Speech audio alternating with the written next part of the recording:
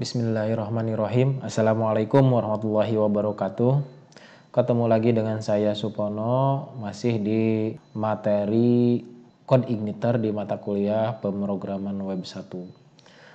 Pada kesempatan ini atau video kali ini kita akan belajar bagaimana membuat sebuah project lengkap, mulai dari form login, validasi login, kemudian pengelolaan hak akses terhadap menu-menu tertentu, CRUD, create, read, update, delete, sampai standar sebuah transaksi data di sebuah project.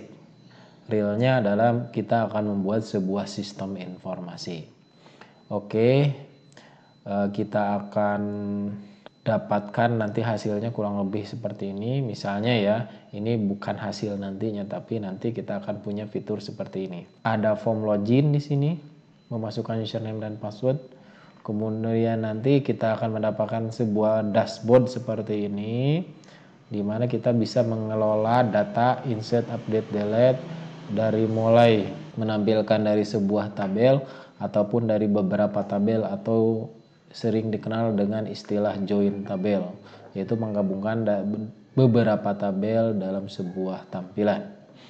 Kemudian kita akan mengelola data master, ada data transaksi. Nah, capaian pembelajaran kali ini adalah lumayan banyak, tetapi materi ini adalah rangkuman dari beberapa materi sebelumnya yang sudah saya jelaskan. Jadi harapannya ketika sudah mempelajari video ini, kalian mampu membuat sebuah standar project untuk membuat sebuah sistem informasi atau aplikasi. Dari mulai login, kelola data master, kelola transaksi, dan laporan. Kemudian kita juga akan mengintegrasikan template yang sudah ada, yaitu admin LTE. Ini sebuah template untuk backend, untuk admin gitu ya, sangat lengkap.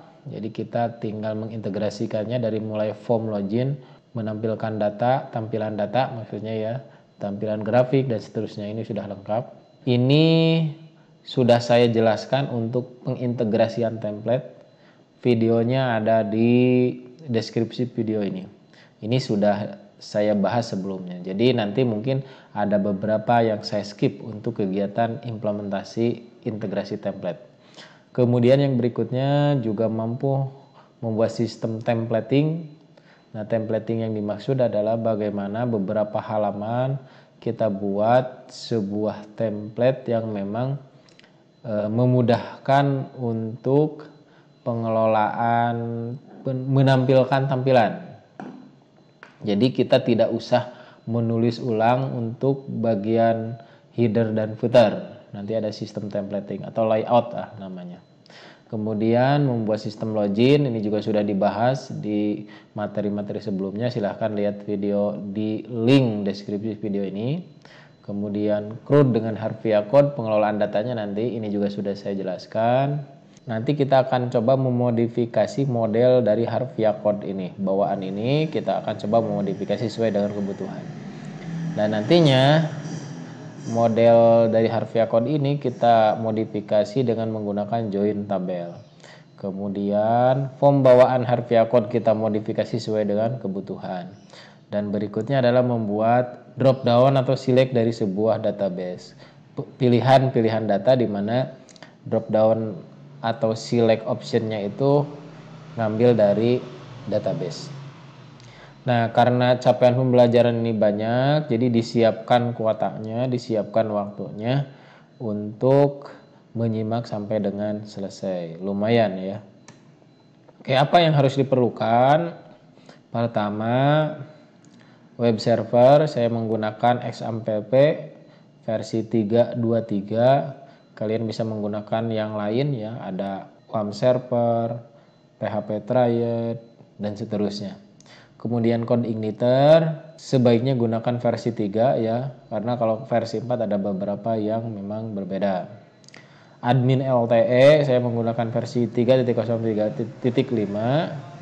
Kemudian CRUD generator harfiah code menggunakan versi 1.4. beberapa informasi terkait install code igniter, kemudian CRUD generator, integrasi template, dan seterusnya saya sertakan di deskripsi video ini. Jadi sebaiknya sebelum kalian mempelajari di video ini ada beberapa hal yang harus dipelajari sebelumnya.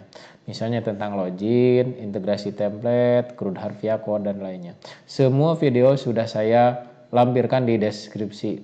Persyaratan pembelajaran, memahami cara kerja bagaimana mengintegrasikan, kemudian memahami cara kerja MPC atau model view controller, sudah saya jelaskan, memahami cara kerja login dan CRUD dengan harfiah code. Semuanya oke. Tadi ya, siapkan waktu dan kuotanya karena materinya cukup panjang. Oke.